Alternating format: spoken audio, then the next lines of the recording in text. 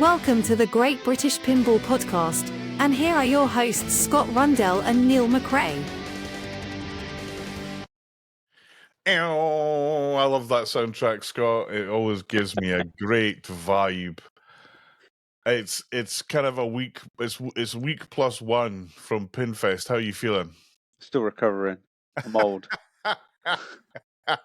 I honestly, I could have done with a week off, to be honest with you. And I went back to work and I was like, ugh. I had to move like loads of games. You had God. one. You had one. Yeah.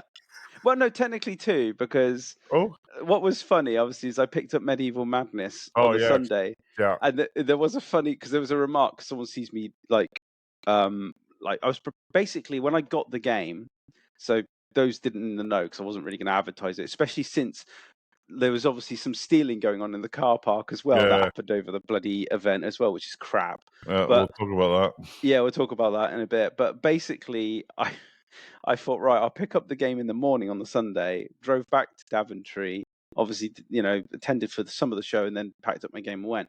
And getting the game there, the Medieval Madness that I picked up, it was like his door was so narrow, I had to take the back box off, I had to disassemble all the wiring. I was like, so I'm reassembling it in the car park, and then this guy goes, "Oh, I didn't know there's a Medieval Madness going to be at the show." I said, "That's because there wasn't one, mate." And I just laughed at him, and I thought he knows exactly what I've got there. I was just like, I remember this time last year you say you'd never do that again. And I keep doing it. I do it every year. I did Rick and Morty last year. Yeah, exactly. And then I did Alien the year before that. Was the other year? Yeah, that was. But I've always done it. Alien was at least at the show, though.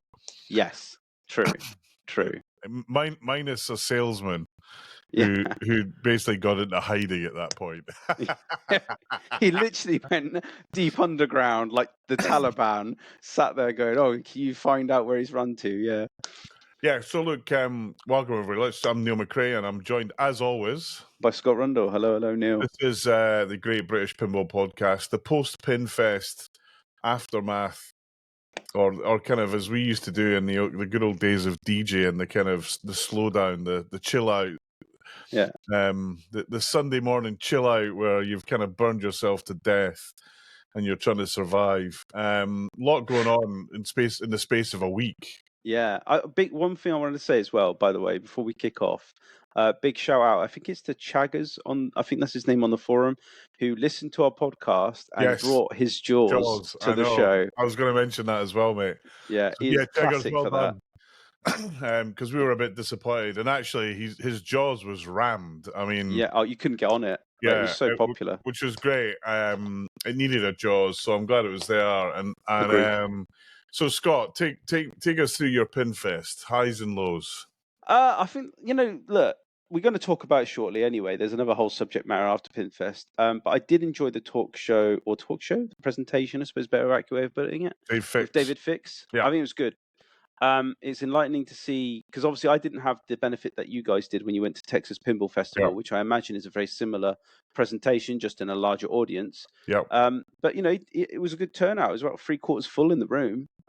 So I think, given the fact that it was kind of awkward when he was like, "Raise your hands of those who have an American pinball machine." I think maybe one came hand up there. Yeah. And wow. Yeah, that's something to definitely talk about. That's another part to talk about in a bit. But yeah, presentation-wise, loved it. Good insight into understanding cost for licensing, for IPs and buying that. You can see much of that is a hurdle that a lot of businesses need to, depending on the size of the license, i.e. the popularity and age of it, can have a massive impact to your initial costs. So 100%. 100%. I mean, I Dave Fix. I actually didn't go for a specific reason. Okay. One, I've kind of seen Dave speak loads of times. I know him well. He's a great speaker. But two, I know I would get irritated by stupid questions that people would ask that, like, well, the price is down. Well, that did come up. Yeah. That did definitely come up. But it was at the end, in all fairness. Like, they did listen. They did ask questions about what were the next IP going to be, and obviously he didn't really let that slip, but he did let slip that a certain other manufacturer will be doing a certain game for a young boy in England, and I thought, well, it's Harry Potter. So I get the worst feeling. kept secret in pinball, mate. Let's face it. But interesting, right? Because I mean, briefly, let's touch on that, if you may. It's really hard to do a Harry Potter pinball machine in my book it's because do you brutally base it on hard, the mate. books? Do you base it on the movies? Do you, I don't know, merge it? It's like I'm gonna guess it's based on the movies, and right, makes sense because the I- assets. Yeah, well, yeah, but also but then you get into the world of whose Harry Potter is it? Is it your Harry Potter? Is it your daughter's Harry Potter? Is it is it book one? Is it film 4? Is didn't it they call it is like the Hagrid Sorcerer's dead Stone in in it? America Or instead of Philosopher's Stone? yeah, I Stuff like mean that. exactly. I pity the guy that's working on that because I mean my hope is that the game is so great that anything around the theme or the music or any of the assets, no one's worried about because the game's so good, right? Well, that's what I The mean. actual I'm not sure gameplay. how you portray it on the playfield. I suppose you take the safe bet and base it around, what's the castle called? Hogwarts, is it? Or something like that? Yeah, something like that. Right. Or you do it on the books, book mode 1 is book 1, or where you I don't know. I don't know. I'll be honest with you. I'm the worst person to ask because I can't freaking stand Specky Bastard. I mean, I just I'll be honest with you. It's, Harry Potter. I watched the first movie, and I read the first book, and I just thought, nah, I don't get this. There's Right. no ninjas in it. There's no robots in it. Ninjas. There's I mean, there's no there is like spacemen in it. the assassins or whatever they want to call Yeah, themselves. You but know they're what I not mean? ninjas, man. They're not. No. They're like they're fake. No, I mean, it's just a theme that, and a movie in the books. I mean, my daughter thinks it's blasphemy when I say it's rubbish. She is like a super fan. She's been to the studios. Sure. When we went to Florida a couple of times, and she's like, "When are we going to Harry Potter? When are we going to?" She was a total Right. head job for it. Bought like 4 million quid's worth of Harry Potter shit to bring back. We had to buy a suitcase for it all. She's mass on it, but it does nothing for me. I just feel it's a bit. I can see like the logic in why they went down like Harry Potter. It's a popular license that traverses a lot of different age demographics. Forget how big the films were. As from my book point of view, it was huge. Yeah. And you got the Quidditch Cup, right? With what's that weird thing that they try and catch? I don't know, I can't sort remember. of. But anyway, egg. that thing would represent the ball, right? It's quite. I think there's all this kind of stuff you can do with it. Look, in what 8 movies was it or 7? There's 7 or 8, tons yeah. of content, right? You got the the theme tune that everyone recognizes, whatever it is. Yeah. But it is like I think everyone in their head it's a bit like Star Wars to some extent now. It's got at Star Wars. I think of Mandalorian. I think of Boba Fett. I think of Chewie. I think of so many different things that I'd want to see versus, and the same will be true for Harry Potter, and I wish JGP all the best on it. I just hope they've got access to all of the license they need. Yeah, put it that way. and to be honest with you, I'm doubtful of that because I can't imagine that'll be cheap. Well, it goes back to what we were saying about that presentation with David. So yeah, that could be in the millions. And anything else that David said that surprised you? I think it was like I suppose the honesty around the business performance of American Pinball. Yeah, and how they've basically had a lot of financial backing from their parent company. Yeah, Aimtronic. And he gave it as an insight and I suppose an analogy of saying like we're like the angsty teenager, and he's trying, the parent is trying to like let us have feet and say, I need you to succeed on your own. Yeah. So while they've obviously had a shaky few first years where they've always been in the red, they got into the black when they entered, I think, in with Galactic Tank Force. I think they're on the right path. I'm just hopeful that the next licenses, which he did say these are all going to be licensed themes. That was the stuff that came out from the talk. So I was like, okay, licensed themes, that's good. Obviously, the rumor mill is that it's going to be Cuphead for their next release. Yeah. Now, Cuphead, I know all about Cuphead. I've played the game. I've got no idea about it. Yeah, exactly. And this is the problem. It's a niche side-scrolling shoot 'em up where I would say if you've ever played the old days of Metal Slug, you'll probably understand what kind of game that is. But again, it's like pinball players in the age demographic of 50 to 60 or plus, they ain't going to be interested, I don't think, in this Well, game. yeah, I mean, there's few buyers under 40. Let's put it that way, right? Yeah. And this is why I'm nervous about Pokemon as well, which is, True. where are these themes headed? And even Yeah. even a bot, like, so John Wick. When I heard that was coming out, I was thinking, yeah, that's a decent theme, Sure. but it's been a disaster. It just has not shipped units. Actually, mine's arrives tomorrow. Hooray! Wow, I that's only slow. paid for it like 9 years ago. Yeah. I paid for it when John Wick 1 came out. No, I mean, I don't know I what. think that would have been CGC, no? Yeah, I mean, I don't know what Edgecoin are doing. I just despair that literally, and actually Stern, today or tomorrow are going to announce their next game, which is X-Men, right? X-Men, which I I think think that's the is rumor. It's heavily hinted at, anyway. another borderline theme. I mean, I'll buy it because I'm a massive X-Men kind of Marvel. I liked X-Men 97 anyway. I don't know if you watched the cartoon, but Yeah, it was actually good I watched a little continuation bit of the of it. original kids show. I watched a little bit of it, but I've got the previous X-Men from Stern, which was is good. a great game. Yeah.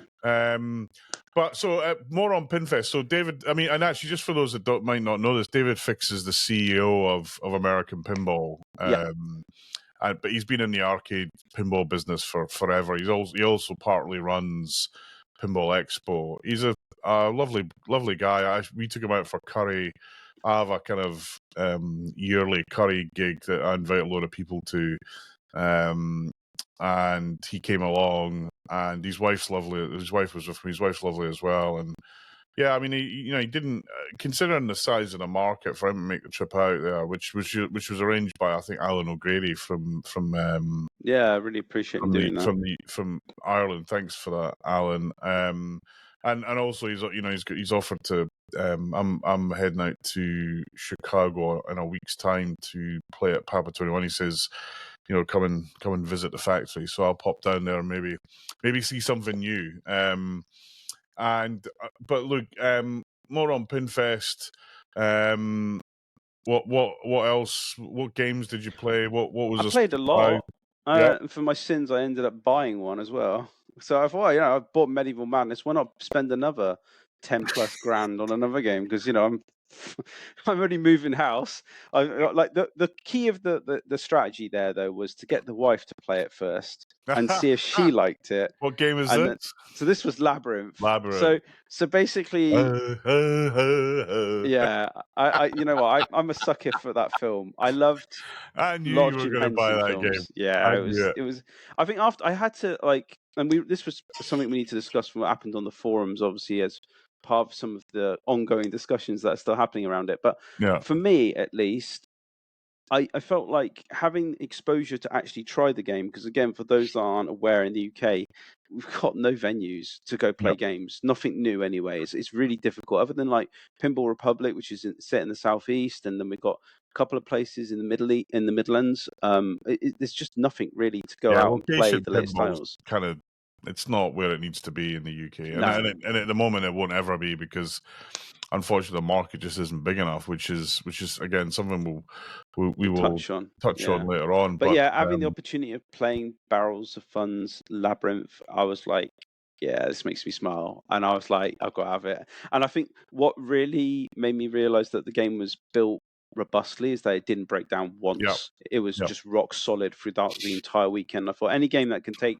that level of beating deserves some recognition. So for me, I was like, I'll buy that. It definitely had a bit of a weak flipper moment later on the Saturday. I think it got maybe hot, cooling. I think any other game would be in the same boat on that. And I mean it was rammed, and I think David.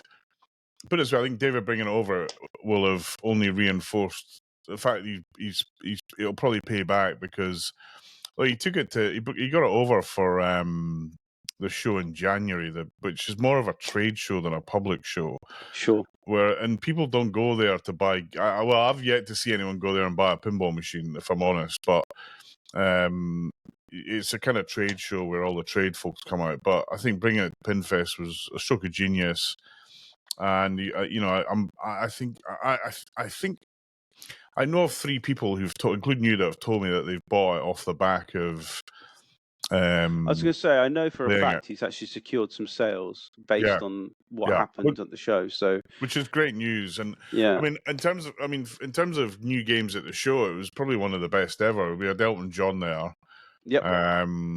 We had a couple of spooky games, Looney Which Tunes. I'll give JJP credit, right? They've finally sorted that flipper issue. It plays as nice as everyone said it would. So, yeah, we had TCM and Looney Tunes, which actually, do you know what? It had the opposite effect, because those games were down more than they were up. Yeah, they were not in. They were not. I mean, they just highlighted why I don't buy spooky games. They're just too problematic. I wanted to like it, because I like Looney Tunes. The artwork on both of them is just phenomenal. That orange is too much. Looney Tunes is not about orange. I'm even wearing an orange shirt, and I feel like that's too much orange. I liked it, but I thought, I mean, it was the same thing that happened when I was in Texas. I had a game of Looney Tunes, lost the ball, didn't give out another ball, got stuck, started playing this loop, and then the guy came and just rebooted it to fix it. I'm like, what? So that was a bit disappointing. And then we had the American Pinball Games, Barrios, which I like. I like the game. It's not a brilliant game, but it's a good game. I honestly feel like, given the right theme, that layout would be much better. Yeah. In another theme, if you see what I mean. Yeah. It played fine. I figured out what I was doing quite easily with the locks. And I think what do you want to call it? What do they call these games that have got no ramps? Low level, is it? Single level game? Single level. So a single level game, it's fine. I actually quite enjoyed it. And it's like, I just think it's got some odd choices in it. It's like, again, why do you need that screen in the playfield? That's adding unnecessary bill of materials. To me, it's not needed, given how simplistic it is anyway. And then the other odd choices seem to be, as you say, the theme. I would keep that design aside and say, right, that's got potential. We'll turn it into something else better later. Yeah, I mean, the game. I mean, it is a kind of a touch to Barry Ousler, and it's got a lot of his mechs in it from other games. I had felt that. Yeah, and you recognize it when you're playing. It's like, oh, that's like Doctor Who. Oh, that's like this. That's like that. And I think it does that okay. But I mean, you're right. Like I said last podcast, when he told me it was barbecue, I genuinely thought that was the code name for it, because I couldn't see a barbecue game working. Well, at least outside of Texas. And even then, I think it might struggle. But it's not. I've played worse. I've definitely played worse games. Spinal Cack was there in its glory. The thing is, it's a prototype as well. I know it's never gonna. I mean, David's basically going to be buried put to pasture and shot, if you ask me. But there we go. And actually, David, and I mean, fair play to both kind of distributors, David and Phil, who brought stuff. Yeah, I did like Galactic Tank Force, by the way. That was genuinely, I think it's their best game, and I love the artwork. It's really nice, actually. It's like that B-movie kind of like Flash Gordon-esque kind of appeal to it, and I was like, I think I would enjoy it more if I could hear it. The problem is with being in Pinfest, it's just a billion sounds bombarding you at once. Always the issue with shows. I mean, I don't know if it's 10 grand nice. Yeah, but I feel like, again, we know we're touching around this, we're really dancing around it, but I think there is going to be some sort of a price adjustment that will happen from all of this, because even from when David Fix's presentation, even though you said, I wouldn't join that because it would be a whinge about pricing, there were some valid points raised, and it did make him pause and stop and go, probably need to assess this. So I wonder what will happen under the new ownership or new distribution rights, if we'll see a revision in pricing. I mean, let's just kick that into touch. So shortly after, in fact, the day after, I think, Pinfest, David Retro Arcade. Is it Retro Arcade? David Retro Arcade Specialist, I think. Yeah, so he announced that he was going to be an American pinball distributor. Unfortunately, American Pinball didn't consult with their existing distributor, which is Pinball Heaven. Mm. Pinball Heaven are pretty narked about it, and basically have resigned as a distributor. We're not going to go into that because it's filled with Full of speculation. minefields, I think, as Yeah, well. and, Yeah. and but suffice to say, if if I was a distributor and I heard about a competing distributor through social media, I might be a little bit narked too. I agree with you on that. I think there's probably better ways of bringing news, right? But I think, yeah, I mean, the thing, I mean, and Phil from Pinball Heaven, he made a. I'll point to one thing he said that made me laugh, which is, and everyone's got an opinion on this, right? Which is, oh, this is good, or this is bad, or whatever it is. Doesn't really matter, right? sure. Because if you're only selling one game a year, how can you have two distributors? And Phil said, I'll bring in the playfield and David can bring in the backbox, which I thought was hilarious. Right. Now, we don't know why they're only selling one game a year, right? No, we do need to talk about that, right? But in my view, my kind of take on this is the distribution channel the thing that's really a big issue for American pinball?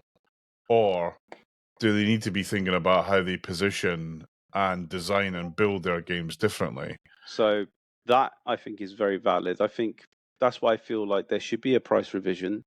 It shouldn't. I mean, there was an interesting post that came up from someone else on another thread where they were like, in the UK at least, they were like, so Stern is now the cheapest option in the market to buy a new game.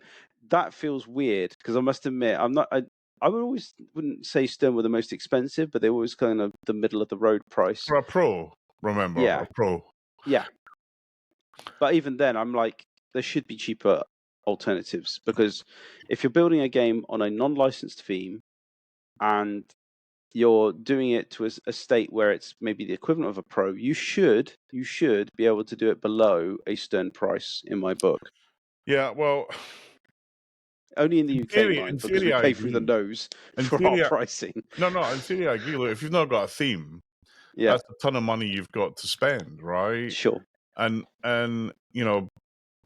are they spending it wisely? So, look, Galactic Tank Force, right? Let's just do a cross section on that for a minute. It's a theme that's been completely made up. So, and people think that makes it easy. Actually, I think it makes it harder because you've got to kind of create something that joins up and makes sense. So you've got to create the characters, you've got to create the story, you've got to create the what's happening, you've got to create the music, you've got and whereas a theme, oh yeah, you can't do like video dumps from a movie or whatever exactly, and stick some scores on top. You've got to, yeah. They had to. I went to last year I went to the American Pinball Factory, and they had an area where they were shooting all the movies. They did it in green screen. Right. But this was like they built a studio to shoot them, and that's an expense. So yeah, you got costumes, props, and actors. And my question is okay, you might have saved, I don't know, I'm going to make this up. Say it's 750 quid machine, right? Per theme. You've saved that, but you've ended up spending 750 quid on creating this theme that because in the LCD days you need video, you need content, etc., etc. Do you need video? Look at like Stern, right? Avengers with its basic, like I would say the Avengers like slideshows. Yeah. They're just like PowerPoint presentations with a bit of flashing animation behind it to make it look like it's moving. That and the assets were provided by Marvel. They were like, here's Thor, here's Hulk. Do you know what I mean? All they had to do was stick some moving shit behind it and go, there you go, it's moving. You could have done that with Tank Force. Absolutely. You could have done that with Tank Force. And I think that's the point. If they had done that, maybe they knock, I don't know, 500 quid off the price. And also the building of the tank on the LE version, that cost development time. Cabinet, it's not needed. Let's face it. I just feel that, and also, they'd have when you're manufacturing, volume is everything, right? Because if you're manufacturing, they had to have special legs made that don't stick out; they go straight down. That's hoovering up margin for them. God, it sounds like haggis, doesn't it? When Yeah. you think like that, it's like, I don't know if you've watched the documentary that Kerry Hardy's been doing, which is quite interesting, Yeah. but he obviously went through this whole thing where he interviewed one of the original licensors for Bally Williams, where he Wayne. then sold. Yeah. Yeah, Wayne. Can I interrupt you, right? Go on. Wayne is an idiot.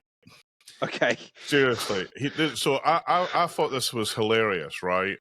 Go on. You had one failure, right? Because he failed with a Bally Williams license completely, right? Right. One failure talking about someone else who'd failed. I'm like, what? And this is part of the issue with pinball, and part of the issue that people have lost money on haggis. Pinball memories are like this long, Right. and if I came into the hobby just as all By this. the way, he was holding his fingers up and pointing Yeah, to sorry, basically a very I minuscule amount. Yeah. I forget that we're audio, but I'm like playing the miniature violin, right? I came into the hobby when all this shit show was kicking off with Right. him promising to make Medieval Madness, or it was Cactus Canyon. It was just a total shit show, right? And he was doing the usual. Here's all the pictures of the parts and all this bullshit. Nothing got made, and then I think PPS, saved them by taking the license off of them. Right. And thank God for that, because we've had some great games out of it. But I mean, some of the things he said, anyone could have a view. But I mean, Carrie, I was, for something that Carrie put a lot of effort into video and shoot, he could have done with a bit more. Actually, let's check the background of this stuff, because Fact checking. Okay. I was don't know about that. Don't get me wrong. I mean, you raised some valid points, though. I think for me, it's like, why mill and produce specific parts? Agreed. Just reuse what's available. Don't reinvent the wheel. It's probably the bottom line. 100% agree, Scott. And I mean, that's, highway. Oh, we bought this machine to make posts. What? Yeah. I mean, when I heard that, I literally, he was presenting about it. I pissed myself in the show. I was like, and I put my hand up and asked the question. I was like, okay, you've got this machine that makes posts. How are you going to differentiate your games with posts? And the whole place laughed. The whole freaking room was laughing. I could imagine that was an awkward I was just question. like, what are you thinking? Like, but if you're going to invest in something, invest in something that will make a difference, right? Yeah. What make mechs, right? I mean, that's the differentiator for me. It's the mechs that no one gives a crap about how a target's made. I mean, I look at like Pinball Brothers, and they spent forever making these stand-up targets, and I'm like, you could have just got some Bally Williams ones. No one would have really cared. And they had huge revisions they had to do. They had issues with the metal being too malleable. They had issues with the target, basically breaking within like 100 plays because it couldn't take the pressure from the ball hitting it, so they had to reinforce it. It's like all this learning and development they spent on. It's just a waste of money. All of that means you just can't put these games on location because they just break. And this is the difference. CGC, right? So I asked this almost the same question to Butch. He was doing a presentation on Cactus Canyon Remake, and the amount of effort they put into that game to retool it, I was amazed at. I was thinking, why do you need to do all this? And the reason is Butch said, we want these games to be able to go out on location and survive. So they redesigned the drop target entirely, right? Right. And basically made it bulletproof. And they redesigned it 3 times because the first 2 revisions didn't work as well as they wanted it to. And in fact, the latest revisions in Pulp Fiction. And it makes a massive difference to the game because the drop targets are reliable. Whereas in most games, drop targets are usually the first thing that goes.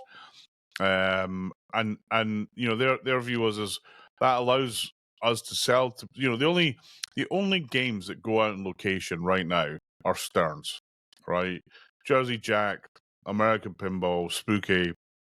Rarely they go out on location unless the location's huge and it's got an in-house team, right? Sure. Because you put a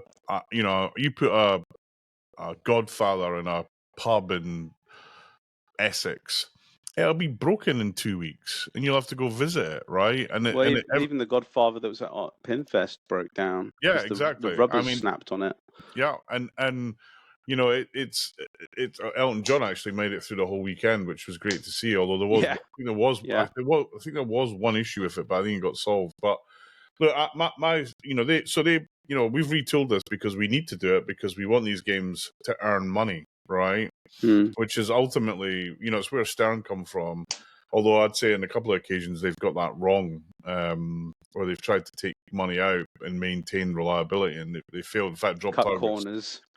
Drop target on Guardians of the Galaxy in the Orb is the classic example of that, right? And this is the thing: if you're going to do something that is taking you away from, and I said this point the last time, ball and flippers, right? I'm taking, okay. I'm not focused on ball and flippers. I'm going to do this thing, which is going to give me this. It was like the pin bar on Deep Root. I'm like, no one gives a shit about a screen that you can touch. What are you on about? So from that perspective, I feel that doing that sort of differentiation. Now, David Fix and the team at American Pinball thought, okay, theme's important. I agree with you. That is important. Sure. They decided, okay, we can't afford a theme. We're going to try our own themes, and we're going to try and do them well. And I actually think American Pinball. Sorry, I think Galactic Tank Force lands. I don't think Barbecue lands. Legends of Valhalla, I don't think it lands, and the game is terrible. Actually, David said, Neil, you said my game was terrible. I was like, it is, mate. I'm sorry. I'm not. Valhalla's not. I wouldn't rate it as terrible. I've definitely played it way worse, but I just think it's average, and It's I feel flat. like There's no excitement in it. Yeah, the animations let it down a little bit. If I'm honest with you, we're at the pinball moment. We're just not there. But then again, I couldn't really hear it again, so it's hard to think. The thing I liked, I said, with Galactic Tank Force is a very good light show. He's put a lot of money, you can tell, into the mechs. Like the cow is funny. Like there's some humor in it, and I was like, it's genuinely making me laugh. Yeah, I mean they got a lot of shit for the cow, but I think it's fucking great. It's funny. I think it's great. It's hilarious, and I think pinball, right? The cow's been in pinball forever, right? Oh god, the cow jokes are there all the time. I think that's a bit of a nod to the old '90s days. Let's face it. And Hot Wheels is okay. It's not a great use of the Hot Wheels theme because there's more that they should have done with loops and stuff like that and wacky ramps because it's my grandson. He's a massive Hot Wheels nut and loves to build these kind of crazy tracks. And that's not what that's not what that's about. But I actually, again, I rate it. And actually, that game I've used it in a couple of big tournaments, and it's been it's been solid. It's not. Well, that's the thing I think with American Pinball. It's like I don't think their reliability is in question here. No. Because it proves that every game was holding up fine. I mean, there was a bit of irony. I was stood next to David because he was having to. David fixed this. He was lifting up the hood because I think there was an issue with the harness at one point in one of the games where it arrived probably from transport. Yeah, and it came shook loose loose or something. Yeah, but he's stuck in there. Owner of the business needs to not get afraid to get his hands dirty. He's a worker. Well, I think great that David Fix came. Let's do a bit more on Pinfest. Yeah. Other games that you played that you liked? Anything else, Scott? What stood out for me, I think, I'm trying to remember. Yeah, Pulp Fiction, obviously. So I never played up until now. I had a quick go at yours at one point, but I feel like, again, playing it again in a kind of open venue, and everybody was talking about it. Everybody was playing it. It's definitely a hit. I just don't see people, whoever's bought it and is still waiting for their copy to arrive, it's definitely going to be worth having. I'd be surprised if they get rid of it once they have it. It's a fun game. I think it'll be for some people. It won't be for them. Maybe, but I think it'll be. It'll be one or two people, not lots. And look, that's the same with every. I know some people that hate Godzilla, like you do. Yes. But it's probably the best-selling game of all time now. Yeah, it is. Yeah. Wow. I doubt it beats Adam's Family in numbers. No, but I think it's close. Is my understanding. Even Chris Gonzo, as in Gonzo's podcast. He did say that he's spoke to Stearns explicitly on that, and they said that they were second only to Adam's Family. So they said that came from their mouths. So don't get me wrong, that's still a hell of a lot of units. And especially in this day and age where, let's face it, there's what, a 50-50 split between collectors and operators in terms of sales. But they're still making them and selling them and making special editions, you know? Oh, So it'll continue to sell. But I mean, I this think is they're closer to Adams than they might have suggested. maybe. I mean, it's definitely their ticket earner. I think like it's probably what's keeping their business afloat, if I'm honest, because after the I would say dismal performance of Venom, which is unfair because I actually quite like that game. I played it again on the charity lineup, and it's still a fun game. I think it's great. The obviously other dismal performance of John Wick, which I've played it now, and I'm just like, I can see why people don't like it. It's brutal. Was it at the event? No, it wasn't. No.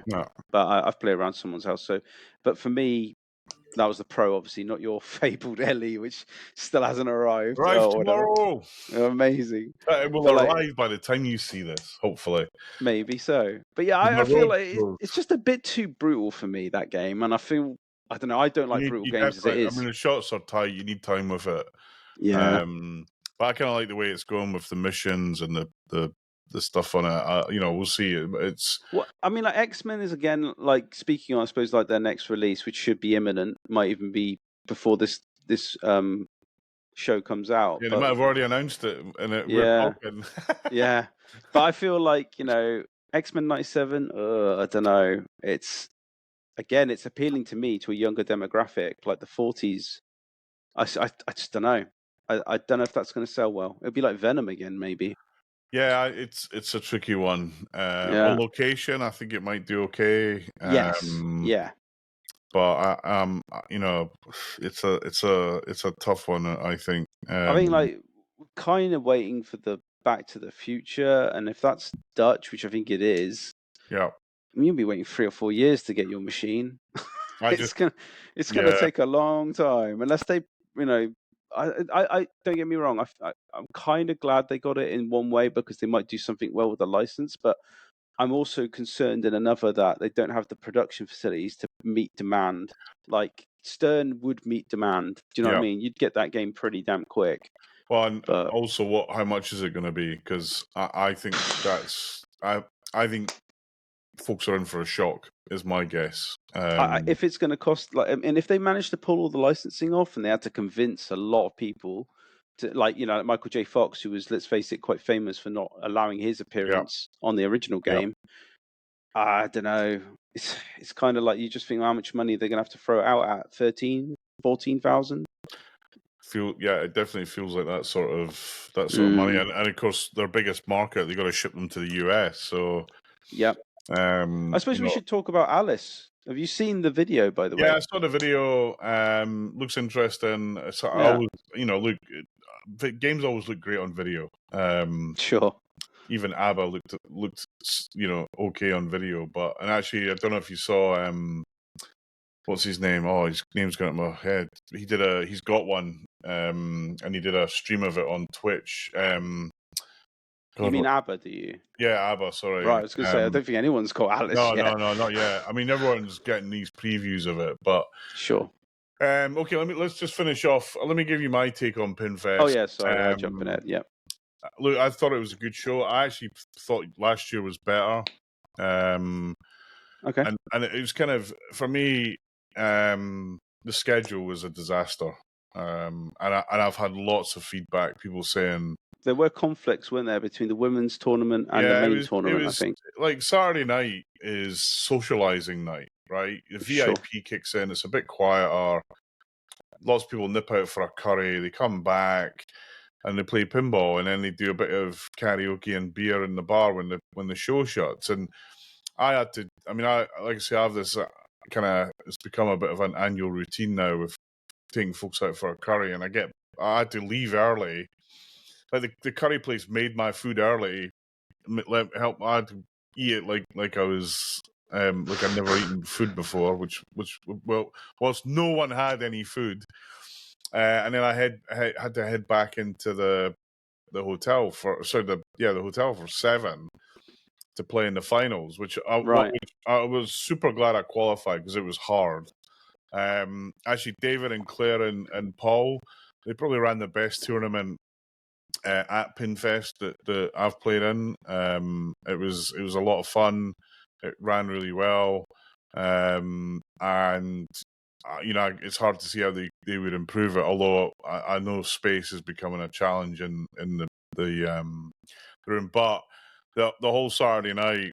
And the fact there was a ladies' comp and the main finals on at the same time, and a few other things going on. It really, for a lot of, I talked about this before, but there's a bunch of stakeholders. There's a bunch of different stakeholders in this show.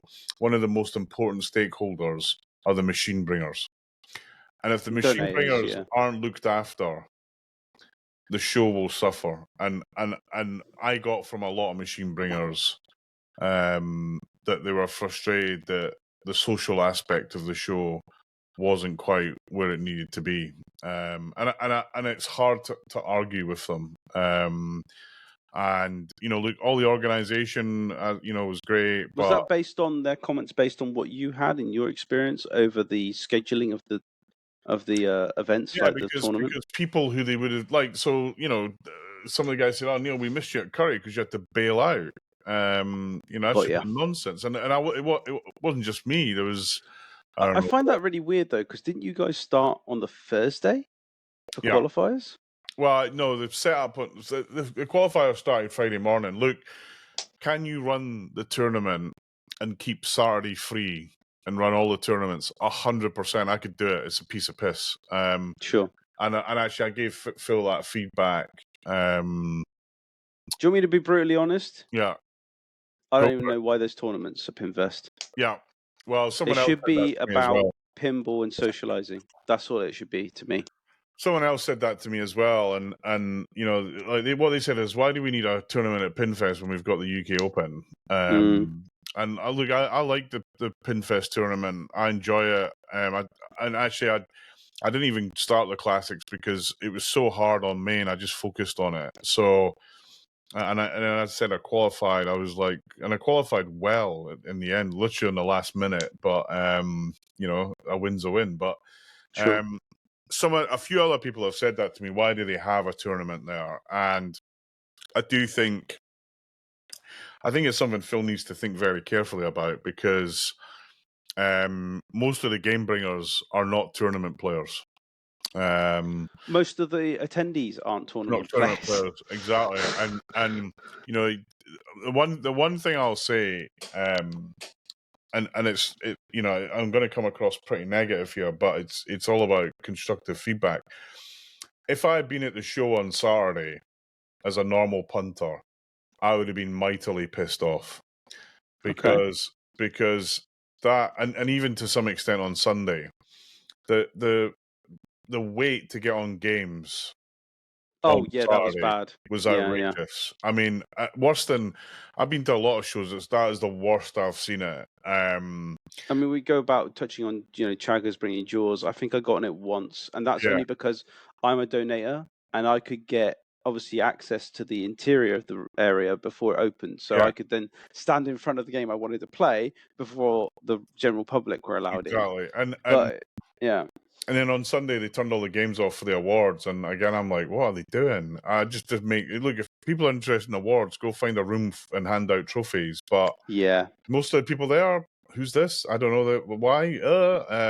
And again, don't get me wrong, there's people who love those awards, and congrats to Pete and Phil for being inducted in the bizarre Pinball Hall of Fame.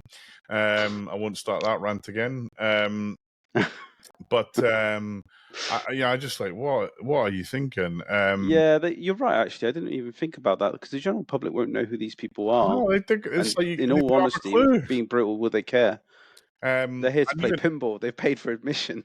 Yeah, and even people watching the tournament, there was a few, but there's not many. So, and Phil needs. I mean, I think he knows this, because there's some discussion about moving the pinball tournament. There's a big room downstairs. Yeah, I didn't even know that. Apparently, there's a massive room downstairs. I mean, we've got access to the whole hotel. It's not as big as it was, because they've kind of built a load of little rooms in it. But you could easily run the tournament downstairs. Actually, Phil actually talked about, hey, can we bring the UK Open and Pinfest back together again? And I was like, well, let's have a chat about it. But I was going in, I was skeptical, because he's already filled all the hotel rooms. So if I bring another 200 players, where are they staying? Yeah. So, but we went down, had a look, Matt, Vince and I, Phil, and we said, and actually it was too small for the UK Open. I was like, nah, we need a space for 60 games. And Phil's like, really? I was like, yeah. And Matt was on the same, but both Matt and I felt, yeah, you could easily run all the other tournaments down there. And both were saying, you need to bring this together. You need to put it under one lead that leads it, makes the hard calls and gets it done, because part of the issue with the scheduling is you've got certain people who want, oh, well, I don't want to do anything on Friday and Saturday night because I want to have a few beers. That's cool. Sure. But don't run the tournament then, because other people will do it. And actually, if you're going to make the tournament worth attending, they need to do it. So, I hope Phil puts his foot down and says, okay, Fred here, they're accountable for it. And actually, if it was me, it'd be, if I was picking it, I'd be picking Claire to run the whole thing, because she genuinely did an epic job. Well, yeah, it sounds like you said she nailed it. So yeah, and I think then put a schedule together that makes sense. Keep Saturday night free, because I think that's easily doable, or at least have the qualifying round on Saturday. So if you choose to play in the tournament, you can choose. You're not forced to play because the finals are there. I think it goes back to my point, though. It's like a lot of people don't really go to that show for the tournament anyway. And as you say, if there's massive queues on games, there's a whole 1/8 of that room Absolutely. that could host another. It's probably more than 1/8, mate. That's probably 1/6. Yeah, maybe. Yeah. I mean, you could host another 20 odd machines. So, easily. Yeah. Easily. And I think Phil knows that he needs to do something, because there's talk of moving the tournament downstairs. There was talk of moving the shops and some of the free play downstairs, and I was like, well, that'll be the graveyard. I said, don't put me down there. Don't put the shops down there. The shops, I think that's nice to have it at the beginning, where people can then see goods, and it's good foot traffic, isn't it? So yeah. But I ultimately think Phil needs to find I've said this for a couple of years. I think it needs a bigger venue, but I understand why Phil doesn't want to move, because it's expensive. on the plus note, I thought Daventry had stepped up in terms of its quality. Oh, 100%. I couldn't agree more. I think it was the busiest. Of all the ones I've been there, I think there was more people staying than ever before, and they struggled a little bit with breakfast, but no one starved. And then the staff themselves, I definitely felt like they were going that bit further beyond the bar in the evening was great. Yeah. And I genuinely felt that they were more organised, more prepared. Yeah. And everything felt cleaner. I don't know about you, but 100%. My room was clean. And again, still no air conditioning in the rooms, which is my only kind of. And also, I really put a fridge in all the freaking rooms. It's not that it won't kill you, but that's my only gripe, really. And I'll be honest here, it was never warm in my room, and when I go to bed, I'm usually so tired it could be a furnace, and I'm going to fall asleep. Your feet are normally burning, right? Exactly. Standing up all day. I'm like, anyway. But yeah, no, look, it was a good show. I mean, a couple of weird, bizarre things. So let's start with Cameragate, shall we? Oh God, I completely forgot about this. How could I forget? Yes. So look, a whole lot of waffles being posted on the forum, and this is me having a rant, so don't beat Scott up about it. But look, here let's just hear what I'm right. So there's some guy who's putting cameras everywhere. That's cool, no issue.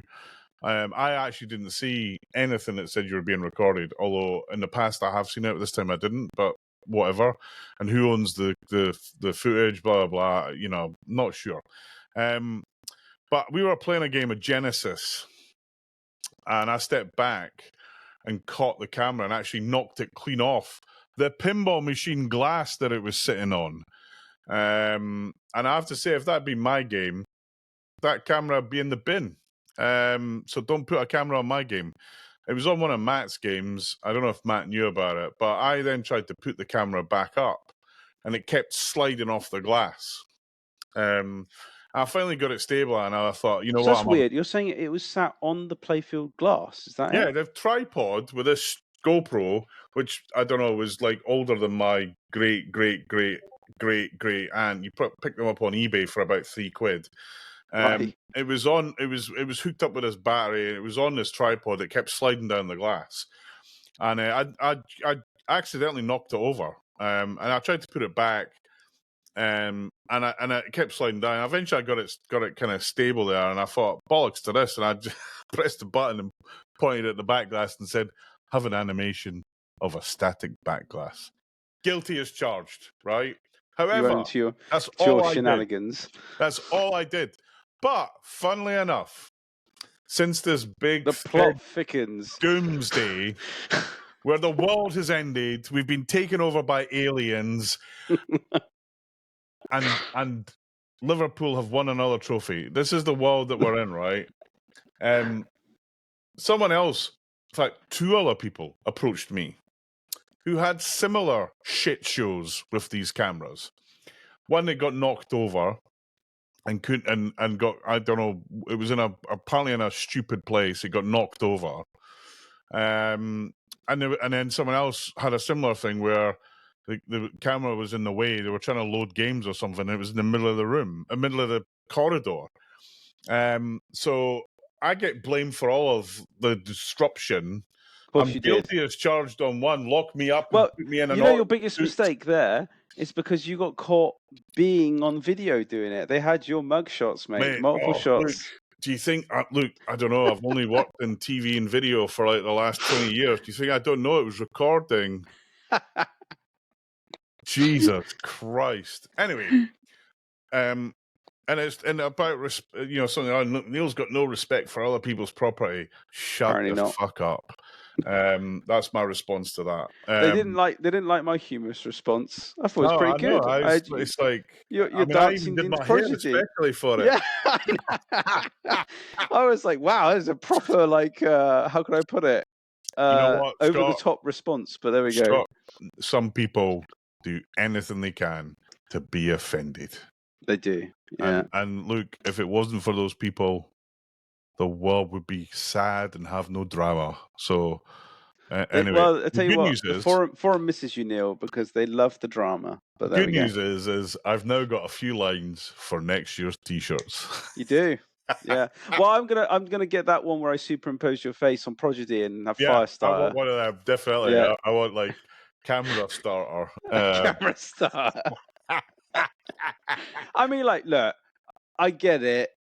If you're doing footage and someone messes with it, I can see their point of view where they kind of get upset. But it was 15 minutes of footage, and I think you should also ask permission before you put said camera on said machines. You don't own those actually, machines. to be fair, he might have asked Matt. It was on one of Matt's games. Okay, He if might he have asked, asked for fine. it, but actually, it was on Attack from Mars, and actually, I was a bit annoyed because they turned the game off so they could put the camera on it, so no one could play that game.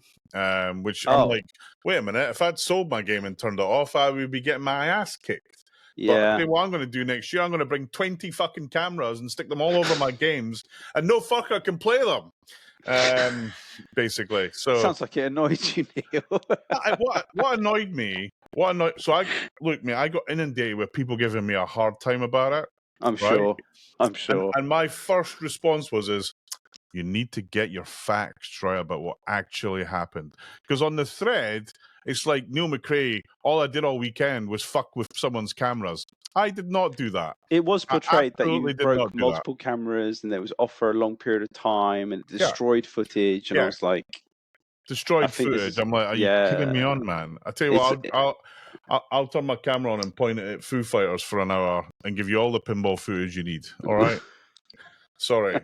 Anyway, let's move on. Let's move on before I bust a blood vessel. I was going to say. So we've kind of done. So actually, let's end on a high. Sure. The glorious Pinball Republic reopened on Thursday night last week. It did. Congratulations. We went. So we came from Pinfest, dumped all the games, had a day off, went back Thursday, worked our absolute asses off to get the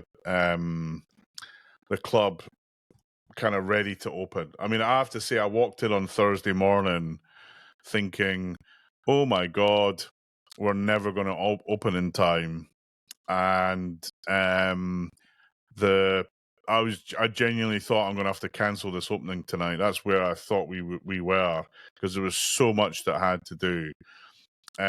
But I forgot about the Pinball Republic spirit, mate. And I'm going to shout out some names here for a minute.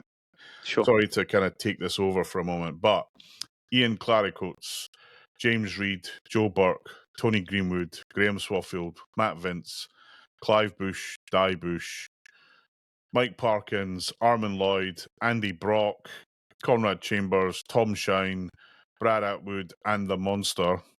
Everyone in Pinball Republic knows who that is. These guys, over the last few months, have basically gone above and beyond and helped us get the club back open. Everything from cleaning to painting to carrying stuff to collecting pinball machines to filling holes in a wall. Tom Shine and his guys did all the electrics for us, did an amazing job of it. Ian and Clive putting TVs up on the wall and other stuff on the wall. Mike getting the vending machine up and running, and Matt collecting games. Andy Brock and Brad and Jay and Joe and myself. Even I was painting stuff. Don't tell the wife, because she'll have me decorating at home. All of these people are absolute superstars. Without them, we would not get up. We would not have got the club back up and running. And a special note to my wife, Mandy, who probably will never hear this, but it's okay. I had to put a huge amount of work to get the legals over the line. And I was getting to the point where I was just taking too much time. I was going to have to pull the plug, but we got there in the end. A big thanks to the Centrale Shopping Mall, who also went out on a limb to help us. We're in there. We've been open. We had a members-only evening that was great, and I knew from the members-only evening that we'd landed on all thrusters, because they were all like, oh my God, this is amazing. And look, there was some game issues. We knew that there would be. In fact, the whole pinball. point, There's always going to be game issues. We'd had 60 games in storage for 6 months, right? So we're expecting lots of issues. We then had a Saturday kind of casual play. Place was rammed. Sunday we had a tournament. We had 50 players. It was great fun. Ran a bit long. My fault, actually. A bit out of practice, and also some of the games weren't quite to my tuning of brutality. So it made that a little bit harder. But we're open. The feedback has been universally positive. We had a couple of things about layouts and the games and stuff like that, but overall, overwhelming, massively positive feedback. And I'm going to do a plug. We're open Thursday 6:30 till 11. We're open Saturday and Sunday 10 till 5. There's two. If you're a member, you pay 45 quid a month. You can come as often as we're open. And you've got a bunch of other cool stuff going on with special tournaments that we're going to do, and then on the weekends we have kind of 2 slots: morning slot, afternoon slot. You pay 15 quid, you play as much pinball as you like, or you can play 25 quid and play all day. It sounds a lot, but actually going to an arcade, 25 quid will get you 25 games. In fact, in some arcades it'll get you 12 games. So huge thanks to everyone who helped get the club back to where it is. It looks amazing. I forget, because I've seen it incrementally get from where we entered to where it is now. Sure. For me, it still feels like there's more to do, and there is. But have you managed to get the internet sorted and all that? Because I know that was something I got all the Wi-Fi and internet sorted out. I came up with a solution. It seems to have worked over the past week. There's more to do. The games need a lot of work. So James is in for a couple of days this week. I mean, James Reed was all over the games. When we put them up and making sure they were working, play testing them. Great job by him. And literally a massively. It's great to be part of something like that where none of us get paid. right? We're doing this for the love of pinball. Sure. None of those people I mentioned get paid. They all do it for love of pinball, and everyone leaned in, and we got everything up. Ian brought his tools and his drill, and Clive brought ladders. Matt and Joe brought a platform so we could fix all the lights. Just so many great things to come out. Sure. It was just an honor to be part of it. And then our members who've paid, who have to pay a lot more money now. I think all of them went away thinking, actually, that extra 20 quid a month is worth it. Cool. And certainly that is the feedback I got. So, Luke, folks, come down and see us. Come down and give me a hard time about my rant about cameras in person. I won't charge you for that. But we've got an epic collection of games. We've got to juggle them around a bit. We've got more games than we've got space for, which is a great problem to have. So it means we can swap stuff out. We've got a new workshop where we can build stuff easily. And it is great to see the place open. And I hope, look, use it or lose it, right? If people don't come down and play, don't come down, if we don't have enough members to pay the bills. I think you talked about the pricing, but you should probably say the address just one more time. Yeah, sorry, it's so pinballrepublic.com. That's our website. All the details are there. We're at Centrale shopping centre, which is in the centre of Croydon. West Croydon train station is, literally, if you fell off a train at West Croydon, you'd land in Pinball Republic. The tram system and the Hyperloop or Superloop, whatever bus thing, goes right past our venue. Again, if you fell off it in a kind of drunken stupor, you'd land in Pinball Republic. We are so close to transport. There's parking there. It's a little bit, parking's price. It's not actually, parking for London is cheap, but it's still, no one likes paying for parking, right? I hate it. Everyone hates it, right? But so you got to pay for parking. But overall, it's a phenomenal venue and a great location. The shopping centre is a beautiful shopping centre. And there's you can get Starbucks is upstairs, or you can go get a Mackie D's, or you can go get chopsticks, or you can walk up the road and get we're right in the middle of the heart of the community, and it's just phenomenal to see. And we've got so many plans in our head that we want to do, but we're out of money, so we've done what we can do with the cash that we had. And we had a few big donators. Thank you for those that did that. We've got a couple of people made kind of a donation above and beyond. And yeah, look, we're here. We got the UK Open in a month's time, which we'll talk about maybe on the next podcast. But phenomenal work. Amazing amount of people that did some heavy lifting 60 pinball machines and getting them on legs. Yeah, actually, more like 70 pinball machines, getting them on legs, plugging them in, running all the cables, blah blah blah. Oh, you just cleaning with the state of the place. It was filthy. We had to clean it, scrape chewing gum off the floor and stuff like that.